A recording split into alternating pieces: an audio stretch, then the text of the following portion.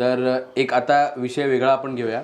तो वेगळा विषय म्हणजे की असा की खूप लोकांचा आवडता विषय असेल मला तर वाटतं, आणि तुमच्या व्हिडिओज पण खूप व्हायरल झाले त्या विषयाबद्दल, जो की RTOचा विषय आहे, जो की टोचनवाल्यांचा आणि जे ट्रॅफिक पोलीस असतात त्यांचा विषय. तर त्याबद्दल काय सांगाल तुम्ही तरी? नाही, ट्रॅफिक नियमचं मोटार व्हेकल ॲक्टमध्ये आता एक एक्झाम्पल म्हणून वैयक्तिक याच्यामध्ये मी तुम्हाला त्याची माहिती देतो की मी जेव्हा गाडी चालवायचो किंवा हे, तर मोटार व्हेकल ॲक्टप्रमाणेच प्रत्येक गोष्ट मी कायद्या अनुषंगाने करायचो की बाबा सीट बेल्ट म्हणा किंवा नो पार्किंगचे, जिथे नो पार्किंग आहे तिथे गाडी नाही लावायचं, या सगळ्या सिग्नल ब्रेक न करणे, ह्या सगळ्या कायदा मी पाळत असतो. असं असताना सुद्धा मी खूप वेळा अशा पद्धतीने म्हणजे ट्रॅफिक पोलिसांच्या ताब्यात अडकलो आहे की मला असं लक्षात आलं की बाबा मी कितीही सरळ परफेक्ट असताना सुद्धा हे त्रुटी कुठे ना कुठे काढतात किंवा त्यांना काही त्रुटी मिळालं नाही तरी ते एकदम रागाने आपल्याशी बोलतात किंवा त्यांचा हेतू असतो की बाबा ते बेशिस्तपणाने आपल्याशी वागण्याचा प्रयत्न करतात. हे मी वैयक्तिक अनुभवलेलं आहे. असं असताना मला हे लक्षात आलं की मी चुकतोय की ते चुकतायत, दोन्हीपैकी एक तर चुकतोय. कारण प्रत्येक टायमाला हा डिस्प्यूट क्रिएट काय होतो, म्हणजे मी तर प्रॉपर सगळ्या गोष्टी करत असतो, तर कुठे चूक होतोय प्रत्येक कामाचं याच्यात. तर असं मला वाटायचं की बाबा मी कुठे, तर मी माहिती अधिकार त्याच्या संदर्भात खूप काय माहिती मी काढायला सुरुवात केली. जेव्हा मी माहिती काढलं तर मला एक खूप वेगळंच पॅटर्न दिसून आलेलं आहे त्याच्यामध्ये. आता टोईंग व्हॅनचा विषय घ्या. टोईंग व्हॅनचा विषय असा आहे की ठाण्यामध्ये ज्या ॲग्रीमेंट झालेले आहेत टोईंग व्हॅनचं, तो बेकायदेशीरपणाने झालेले आहेत. मी तुम्हाला सांगतो की मुंबईमध्ये टोईंग व्हॅनचं चार्जेस आहे, त्याच्यात fine with towing charges include करून एकच रिसिप्ट आहे.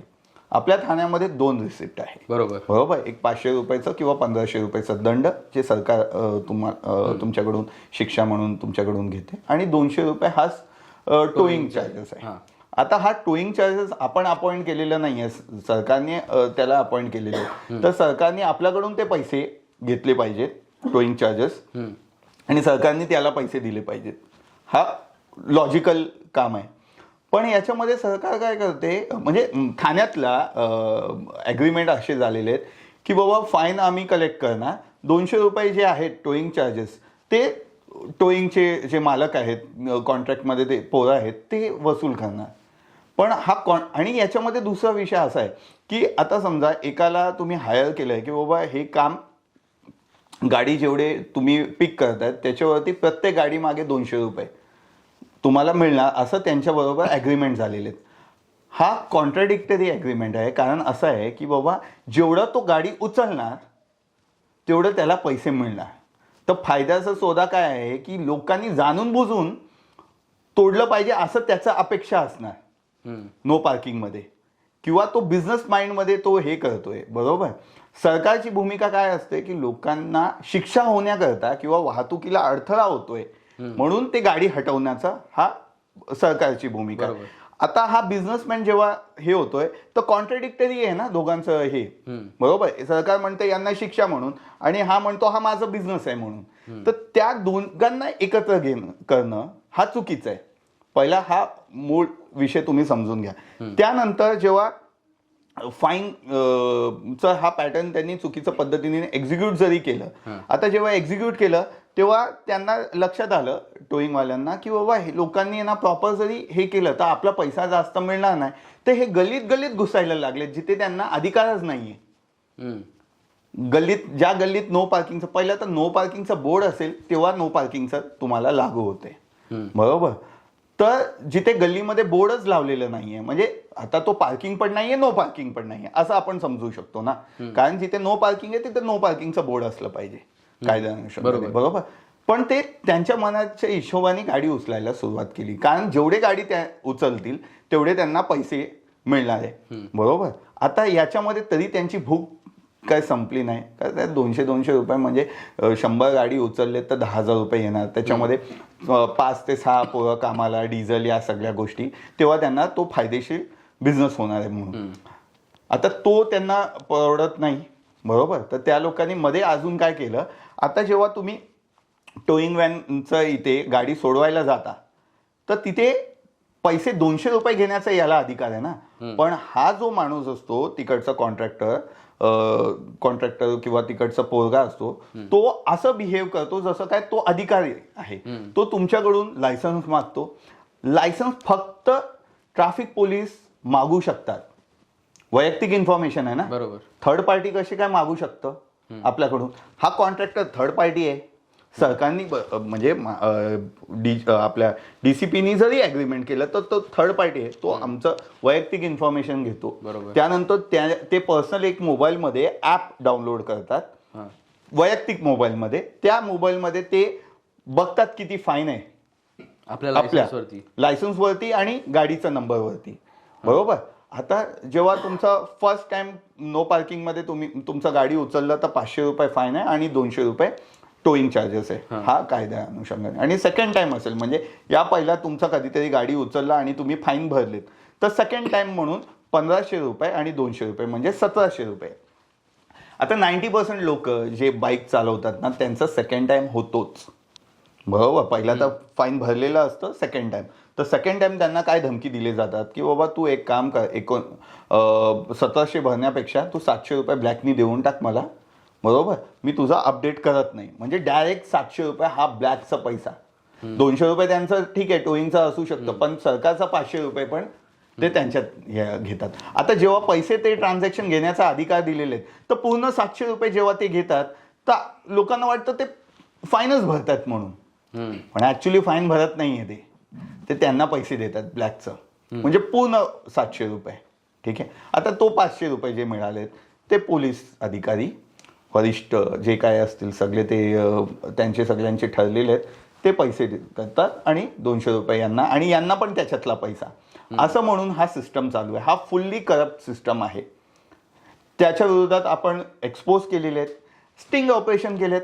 पैसे घेताना त्यांना हे केलंय. स्वतःचा वैयक्तिक जीपे नंबरमध्ये त्यांनी पैसे घेतलेत ते एक्सपोज केले. आपण एक्सपोज केल्यानंतर त्याचं रीतसर आपण तक्रार दिलेले आहेत. डीजीपी सुद्धा आपण ज्या ज्या लिगल प्रोसेस आहेत ते केलेले आहेत.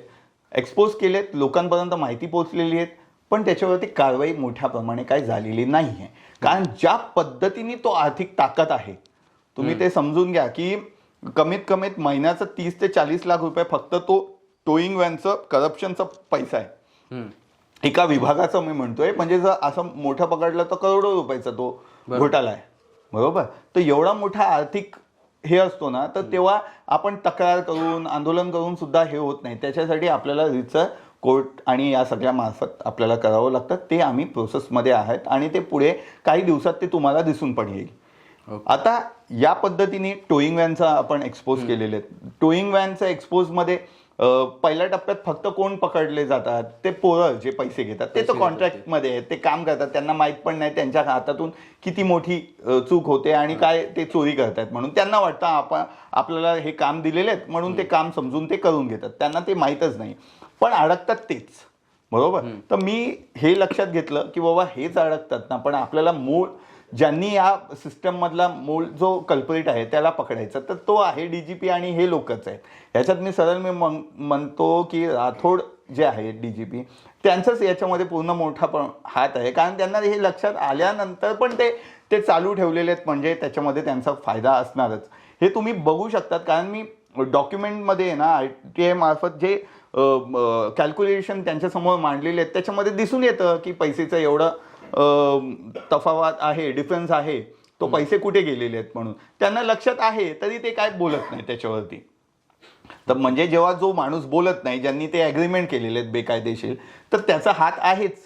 आणि ते एक्सपोज करण्याकरता आपण रीतसर जे मीडियासमोर एक्सपोज केलेले आहेत आता आपण कोर्टात आज नाही तर उद्या ते बाहेर येणारच आहे आणि त्यांचा हिसाब त्यांना करावाच लागेल. हे अग्रीमेंट चेंज करण्याची पॉवर कोणाकडे असते तरी आता नाही. अग्रीमेंट आता डीजीपीला डीसीपीला हा अग्रीमेंट करण्याचा अधिकारच नाही आहे मुळात. मला असं लक्षात आलेलं आहे.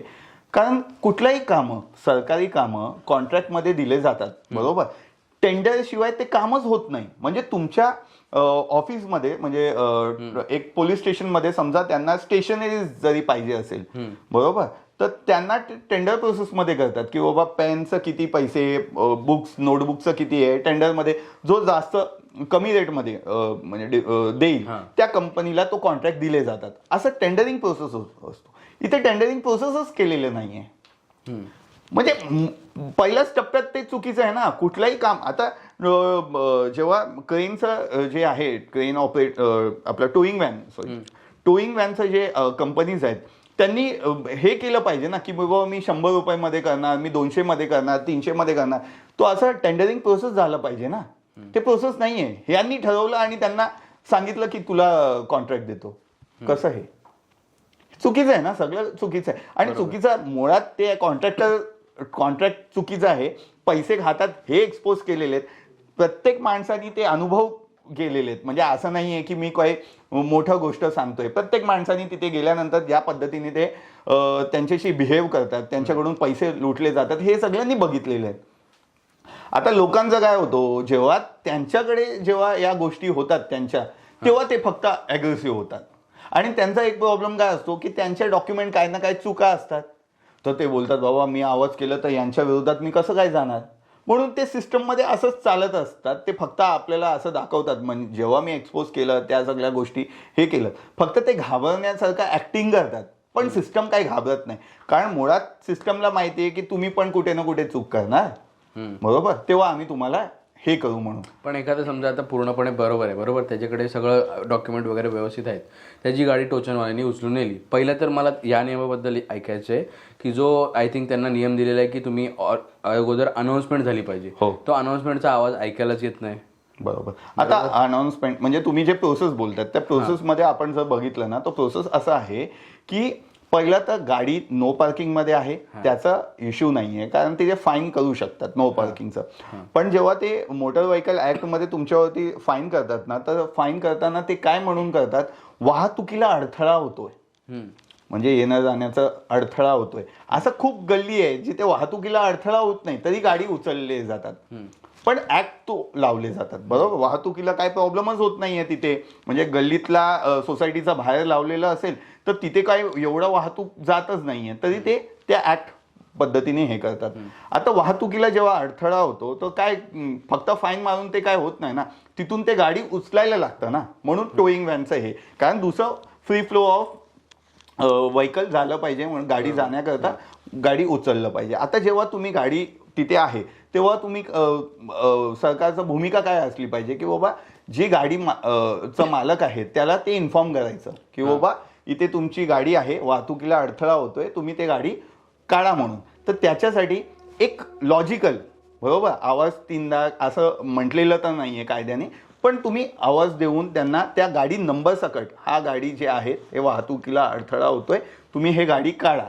जर समजा इतर आजूबाजूला असेल तो व्यक्ती, तो येईल आणि गाडी काढून ते वाहतुकीसाठी क्लिअर करणार. पण ते आवाज देतच नाही, कारण ट्रॅफिक व्हेकल कुठेतरी लांब उभे करतात, 2 पोरं येतात, खाट फोटो काढतात आणि गाडी घेऊन जातात. आता हा फोटो काढणं कशा करतात की एव्हिडन्स त्यांना पाहिजे असतो कुठे लावलेले आहेत, बरोबर, कोणी चॅलेंज केलं तर. आता एक तर पहिला त्यांनी अनाऊन्समेंट केलं पाहिजे. आता दुसरं, ठीक आहे, अनाऊन्समेंट केलं, कोणी आलं नाही तर त्यांनी, अनाऊन्समेंट त्यांची असते बट ती एकदम नाही लो व्हॉल्यूम मध्ये नाही. अनाऊन्समेंट मध्ये गाडीचा नंबर सकट अनाऊन्समेंट केलं पाहिजे. ओके, हे तर अनाऊन्समेंट गाडी काढा असं बोलतच चालतात, फुल टाइम रेकॉर्डेड, म्हणजे स्वतःचा आवाज पण ते खर्च करायची त्यांची इच्छा नाहीये, बरोबर. तर ते काय करतात, त्यांच्याकडे जो मशीन आहे ई चलान मशीन, त्याच्यातून त्यांनी त्याच जागेवर फाईन मारलं पाहिजे. तुम्ही हे लक्षात ठेवा.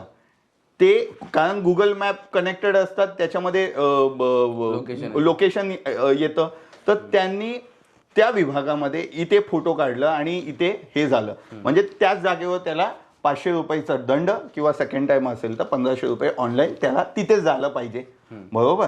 आत्ता समजा या गोष्टी घडल्यानंतर गाडी उचलताना तो आला मध्ये आणि बोलला माझं गाडी, फाईन तर मारलाय ना ऑनलाईन, गाडी सोडायला पाहिजे, कारण त्यांनी टोईंगचं चार्जेस लावायचं नाही, कारण टोईंग सर्व्हिस वापरलेली नाही, बरोबर. जेव्हा सर्व्हिस वापरणार तेव्हा त्याचं हे देणार ना. आता तो 200 रुपये नाही. समजा त्यानंतर त्यांनी तिथे गाडी घेऊन गेला तर तिथे फक्त 200 रुपये भरायचे आहेत ना, पण समजा अशा पद्धतीने लोकांचं फक्त फाईन आलं आणि गाडी घेऊन गेले 200, तर यांच्या हातात तो पैसे मिळणार आहे का? नाही ना. यांना नेगोशिएशन करायचं म्हणून फोटो काढले जातात, बरोबर, आणि गाडी घेऊन जातात. नंतर जर तुम्ही त्यांच्या विरोधात जर त्यांनी सेटलमेंटसाठी तुम्हाला सांगितलं, घाबरवलं की बाबा पीयूसी नाही, हे त्यांचा संबंधच नाहीये, बरोबर. कारण गाडीमध्ये पीयूसी नाहीये. पहिलं एक समजून घ्या, गाडीमध्ये इन्शुरन्स नाहीये, बरोबर. मी घराच्या बाहेर गाडी लावलं, बरोबर, मी गाडी चालवलं कुठे की तुम्ही मला इन्शुरन्स आणि पीयूसी मागायला? मी जेव्हा गाडी चालवलं ऑन रोड मध्ये तेव्हा पीयूसी आणि इन्शुरन्सचा गरज आहे ना. तुम्ही माझी गाडी घेऊन गेले, माझ्या याच्यामध्ये पीयूसी आणि इन्शुरन्स संपलेला आहे म्हणून मी माझं गाडी बाहेर काढलंच नाही, असं होऊ शकतं ना. तिथे घेऊन गेल्यानंतर ह्या इन्शुरन्स आणि याचं फाईन मारायचं संबंधच होत नाही. ऑन ड्रायव्हिंग चालू असताना तुम्ही पकडलं तेव्हा तो इन्शुरन्स आणि हा कायदा लागू होऊ शकतं लॉजिकली, बरोबर. तिथे घेऊन जाऊन जेव्हा तुम्ही बघतात ना, तर ते ऑफिसर कुठे बसतात? कॅबिनमध्ये बसलेले असतात, एक नसतात ते, अनेक पोलीस ऑफिसर असतात. तर तिथे जाऊन जेव्हा तुम्ही कायद्याबद्दल त्यांच्याशी बोलता ना, त्यांचा इगो खूप हर्ट होतो. पहिलं तर त्यांच्या डोक्यात एक वेगळीच भावना त्यांना वाटतं की आम्हाला कोणी कायदा विचारायचं नाही. पोलिसांचा हा डोक्यातच असतं. मी सरळ म्हणतो, त्यांना ते विचार त्यांच्या डोक्यातच असतं की कायदा म्हणजे आम्हीच, असं नाहीये. त्या कायद्याचं अंमलबजावणी करण्याकरता त्यांना फक्त तिथे आपण नेमणूक केलेले आहेत, बरोबर. तर त्यांनी फक्त कायद्या अनुषंगाने वापरलं पाहिजे. पण जेव्हा आपण त्यांना कायदा सांगतो ना, तर त्यांचा इगो अचानकच एकदम शूट होतो आणि त्यांना वाटतं तू मला कायद्याने सांगणार, मी कायद्याने तुला या गोष्टीमध्ये अडकवणार, असं त्यांचं लिटरली ब्लॅकमेलिंगचा एक काम असतो. तू जास्त आमच्याशी, म्हणून लोक घाबरून त्यांच्याशी कायद्या संदर्भात बोलत नाही. जेव्हा कोणतरी जास्त शिकलेला असतो, कायद्याबद्दल माहिती असतो, जेव्हा तो त्यांना कायद्याबद्दल बोलतो ना, तेव्हा ते गप्प बसतात. पण बाकी सामान्य नागरिकांना ते घाबरवतात. कायदा हा घाबरवण्यासाठी नाही आहे. कायदा सगळ्यांना माहिती असलं पाहिजे आणि त्यांनी प्रामाणिकपणाने ते कायद्याबद्दल माहिती दिलं पाहिजे. कायद्याचं याच्यामध्ये त्यांना धमकी देऊन त्यांना सांगायचं आम्हाला प्रश्न नाही विचारायचा, असं होत नाही ना. पण एखादा समजा सगळ्याच त्याच्याकडे प्रूफ आहेत, पेपर नाही, बघा, मी तुम्हाला तेच म्हणतो. त्यानंतर एकतर बेकायदेशीर या सगळ्या प्रोसेस ते करतात. गाडी तिथे गेल्यानंतर तुम्हाला 2 ऑप्शन देतात. एक तर धमकी देतात की बाबा तुझ्यावरती हे फाईन सगळं लावणार, बरोबर. जो बोलला की बाबा मी चला फाईन जरी लावा, तर तो तुम्हाला ऑप्शन काय देणार? अरे तुला मी 1700चा फाईन मारणार आहे, सेकंड टाइम झालेला आहे, त्याच्यापेक्षा तू 500 रुपये देऊन टाक ना. तर लोक काय म्हणणार? 500 रुपये देऊन टाक. सर्वसामान्य नागरिक लॉजिकल आहे, लोक म्हणणार 500 रुपये 700 रुपये देऊन मी निघतो म्हणून, बरोबर. तुम्ही असं पद्धतीने ते क्रिएट केलेलं आहे ना रॅकेट, की बाबा लोक स्वतः सरेंडर होतात, ऑब्व्हियसली होणार. त्यानंतर समजा तुमचा फर्स्ट टाइम जरी असेल की 700 रुपयेच फाईन आहे, तरी तुम्हाला असं धमकी दिले जातात की बाबा समज सेकंड टाइम तुझी गाडी कधी ना कधी उचलणार, तेव्हा तुला 1700 रुपये येण्यापेक्षा आज 700 रुपये दे, आम्ही ऑनलाईन ते अपलोड करत नाही, म्हणजे सेकंड टाइम जरी पकडलं जाईल तर 700च असणार. तर लोक म्हणतात एक लाईफलाईन नंतर पण आहे ना आपल्याकडे, बरोबर. म्हणून ते लोक त्याच्यामध्ये पण तो पैसे 700 रुपये मध्ये सेटल करतात, 500 रुपये मध्ये सेटल करतात. अशा पद्धतीने हा सेटलमेंटचा बिझनेस चालतो. त्याच्यामध्ये पोलिसांना स्वतः ट्रॅफिक पोलीस हवालदारांना मोटर व्हेकल ऍक्ट काय आहे ना, याच्यात खूप काय गोष्टी त्यांना माहीत नाही. कसं अंमलबजावणी करायचं हे सुद्धा माहीत नाही त्यांना. आता हा मोटर व्हेकल ऍक्ट आहे ना, खूप कॉम्प्लिकेटेड आहे आपल्या देशात. ह्याच्यामध्ये आता जसं तुम्ही बोललात की ते जे फोटो काढतात हे लोक, तर तसे जे आपण नॉर्मली ड्रायव्हिंग करत असतो तेव्हा पण हे लोक मोबाईलनी फोटो काढतात. हा, ते चुकीचं आहे. बघा, ई चलान मशीन प्रत्येक पोलीस ऑफिसरला त्या डिपार्टमेंटमधून दिलेले आहेत, ट्रॅफिक पोलिसांना. आणि हे जे पोलीस आहेत आपल्या लॉ अँड ऑर्डरचं, म्हणजे आपण पोलीस स्टेशनमध्ये बघतो पोलीस, ठीक आहे, त्यांना कारवाई करण्यासाठी, बरोबर, त्यांचं तर लॉ अँड ऑर्डरचं केस आणि या रिलेटेड पहिला प्रायोरिटी त्यांचा तो काम आहे. त्या कामाचं याच्यामध्ये जेव्हा ते कुठला तरी नाकाबंदी आणि या गोष्टी करत असतात, बरोबर, तेव्हा त्यांना ट्रॅफिक पोलिसांना इंटिमेट करून त्यांच्याबरोबर एक ट्रॅफिक पोलीस ठेवतात. पण जरी समजा त्यांच्या लक्षात आलं की बाबा यांना फाईन करायचं आहे, काही पोलीस आहेत शेवटी, तर त्यांना सुद्धा प्रत्येक पोलीस स्टेशनमध्ये 2 ई चलान मशीन दिलेले आहेत. तर ई चलान मशीनमध्येच त्यांनी कारवाई केली पाहिजे.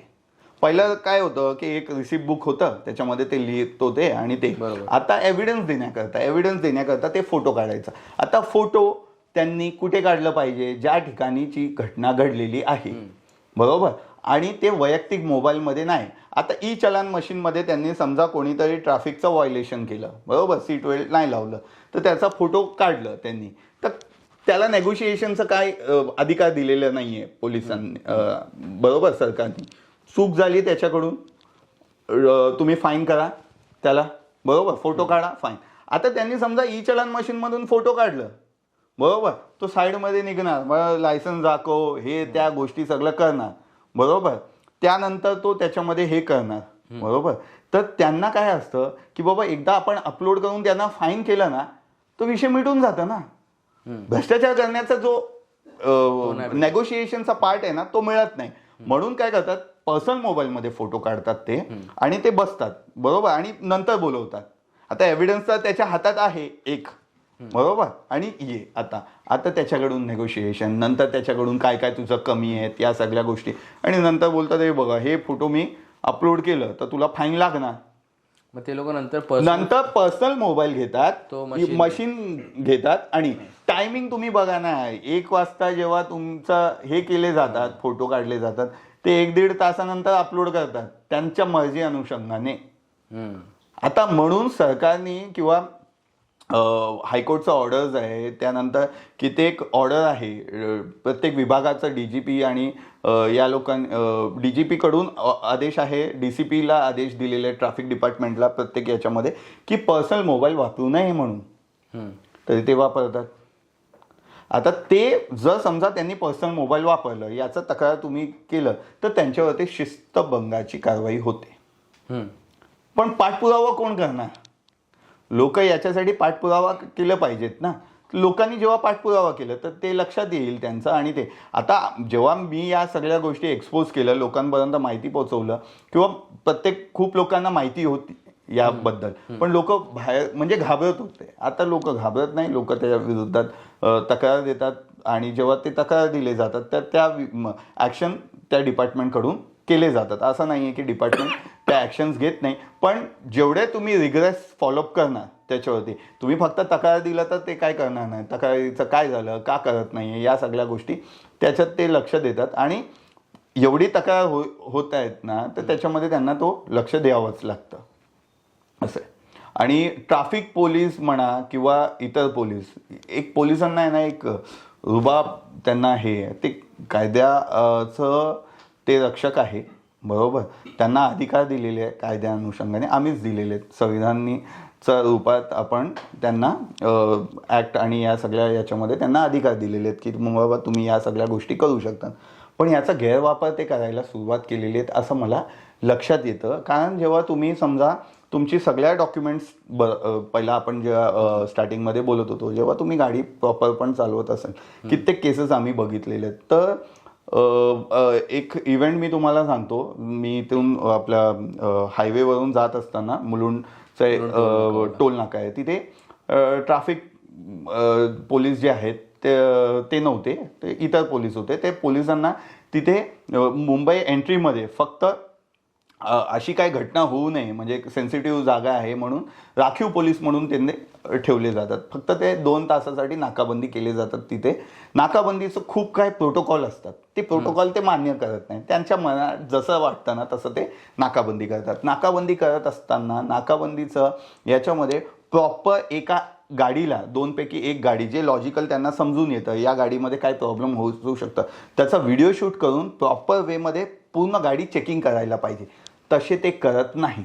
त्यांना बाईक, रिक्षा आणि दुसरं 4 व्हीलरवाले कोणतरी असं दिसले, म्हणजे ते असं त्यांच्या रँडमली त्यांना इन्शुरन्स दाखव, हे डॉक्युमेंट दाखव, सीट बेल्ट नाही घातलं. सीट बेल्ट हे विषय नाही आहे ना. नाकाबंदी हा त्याच्यापेक्षा पलीकडे खूप मोठ्या विषयासाठी नाकाबंदी केली. ड्रग्ज घेऊन जाऊ शकतात, कोणी काय चोरीचं वस्तू घेऊन जाऊ शकतात, त्याच्यामध्ये सोनं आणि या सगळ्या गोष्टी किंवा खूप वेगवेगळ्या बॉम्ब्स आणि हे याच्यासाठी आहे ना. मेन हेतू त्यांचा ते त्या सगळ्या गोष्टी सोडून कोणतरी हेल्मेट नाही घातलं हे जास्त त्यांना इम्पॉर्टन्स वाटतं. त्याच्यामध्ये ते त्यांचा टाइम वेस्ट करतात. त्यांचा टाइम ॲक्च्युली कशासाठी त्यांनी युटिलाइज केलं पाहिजे ते याच्यामध्ये हेल्मेटमध्ये.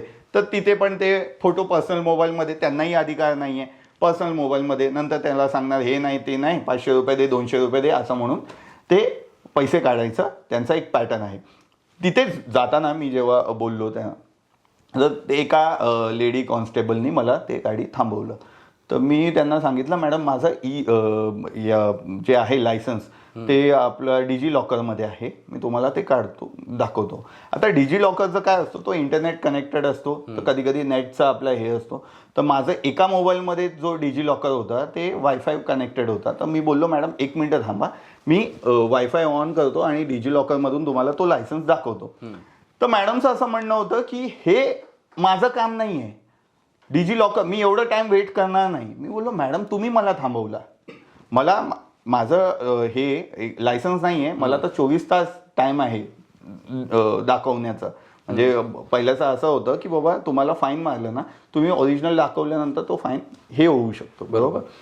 तर डिजी लॉकर आहे, तर 2-5 मिनिटं जरी थांबा, तर ते थांबायला काय तयार नव्हते. ते बोलले नाही नाही लगेच. म्हणजे त्यांना काही चूक मिळालं नाही की हे सीट बेल्ट होतं, सगळ्या काही गोष्टी होत्या. तर मॅडमला मी बोललो मॅडम तुम्ही जाणून बुजून मला त्रास देत आहेत, तर कायद्याने अच्छा. तर इतर दुसरे पोलीस आलेत आणि माझा दरवाजा उघडायला त्यांनी सुरुवात केली. मी बोललो तुम्ही असं करू शकत नाही, तुम्हाला असं वाटतं माझ्या गाडीमध्ये आहे तर व्हिडिओ शूट करा आणि तुम्ही चेकिंग करू शकता, पण मला तुम्ही दमदाटी करणार, काचं खोलणार आणि मला आतमध्ये घेऊन जाऊन तुम्ही मारापिटी काय करणार असणार, ज्या पद्धतीने ते रिॲक्ट करत होते. मी बोललो हे चुकीचं आहे. आणि तर जसं मी काच खाली करून मी बोललो बेकायदेशीर तुम्ही करतायत, तुम्हाला कायद्याने हे अधिकार दिलेलं नाहीये मला तुम्ही घाबरवण्याचं किंवा हे. तर त्यांना अजून इगो हर्ट झालं. तर त्याच्यातल्या एक पोलीस ऑफिसरनी मला असं सांगितलं अच्छा तुला कायदा खूप जास्त येतो का, तू इथून कसं जातो मी बघतो, तुझ्यावरती हे कलम लावणार. म्हणजे त्यांना असं वाटायला लागलं ते काहीच करू शकतात. मी बोललो तुम्ही एक काम करा, तुम्हाला वाटत असेल ना तर माझं गाडीमध्ये आता लायसन्स नाहीये, तुम्ही मला दाखवायला पण देत नाहीये, तुम्ही मला फाईन करा, मी त्यानंतर ते रितसर हे करतो, मी गाडीतून बाहेर पडणार नाही, ठीक आहे. कारण तुम्ही माझ्या अंगावर हात लावलं तर रिॲक्शनमध्ये दोघांचा काहीतरी प्रॉब्लेम होईल आणि आम्हीच चुकीचा ह्या पद्धतीने दिसून येणार आहे, बरोबर. तर मी कुठेही रिॲक्ट करणार नाहीये, तुम्हाला जे काय कारवाई करायचं करा, मी आता गाडीतून बाहेर पडणार नाही म्हणून. तर त्यांनी मला 1500 रुपयाचं दंड लावलं की लायसन्स नाही आहे असं म्हणून. मी बोललो ठीक आहे तुम्ही दंड, मी रीतसर ते तक्रार देऊन ते माझी पुरावे देऊन तुम्हाला हे करतो आणि त्यांचं व्हिडिओ शूट आणि या सगळ्या गोष्टी मी करून ठेवलं आणि त्याची तक्रारसुद्धा मी दिलेली आहे. पण तुम्ही एक समजून घेतलं का की कशा पद्धतीने त्याने बिहेव केलं की बाबा मी फक्त कायद्याने मी त्यांना काही उलटं बोललेलो नाही आहे. आणि पहिला काय असतो जेव्हा ते असं त्यांच्या डोक्यात एक असतं की आता ते बेशिस्तपणाने ते स्वतः बोलतात, ए बस रे दाखव रे असं तसं. तर आपण एक सामान्य नागरिक म्हणून आपल्याला असं वाटतं आपण काही चूक केलेलं नाही, आपल्याशी असं का वागतात. त्यांचं असं बोलणं आहे की आम्हाला कसं माहिती असतो चांगलं आहे का वाईट आहे, हे तुमचं काम आहे. हा माणूस चांगला आहे का वाईट तुम्ही अॅनालाइज केलं पाहिजे, पहिला तुम्ही व्यवस्थित बोललं पाहिजे. जेव्हा समोरच्या व्यक्ती तुमच्याशी बेशिस्तपणाने किंवा चुकीचं असं दिसून येतं तुम्हाला, तेव्हा तुम्ही तुमचं रिॲक्शन करू शकता. तुम्ही सर्वांना प्रेमाशी किंवा एक लॉजिकल एक चांगल्या पद्धतीने तुम्ही त्यांच्याशी बिहेव करणं हे अपेक्षित आहे, तेच त्यांचं कार्य आहे, ठीक आहे. तुम्ही प्रत्येक माणसं असं तसं कर, हे त्यांचं पॅटर्न आहे. त्यांना असं वाटतं आपण राजे आहोत, बरोबर. पण कायदा हा राजा आहे, आपण संविधानाला मानतो म्हणून त्यांच्या समोर पण आपण जे काय प्रोसेस आहेत ते ड्यू प्रोसेस आपण कंप्लीट करतो. पण त्यांच्या डोक्यात एक वेगळीच भावना असते आणि त्यांना जेव्हा आपण कायद्याच्या याच्याने आपण त्यांना प्रश्न विचारतो तर त्यांना खूप राग येतो. त्या रागाचं याच्यामध्ये आपण जेव्हा आता ते जेव्हा या सगळ्या गोष्टी होत असतात तेव्हा त्यांच्याशी भांडण आपण जेव्हा समजा काही गोष्टीमध्ये आपल्या आणि त्यांच्यातल्या भांडण होतात तर ते काय करतात, आपल्याकडून काहीतरी एक चुकीचा शब्द निघालात याच्यासाठी ते प्रतीक्षा करत असतात. जसं ते चुकीचं निघालं तर आपल्यावरती ते काय सरकारी कामामध्ये अडथळा असं तसं धमकी देऊन आपल्याला फसवण्याचा प्रयत्न करत असतात. हे त्यांचा एक पॅटर्न आहे.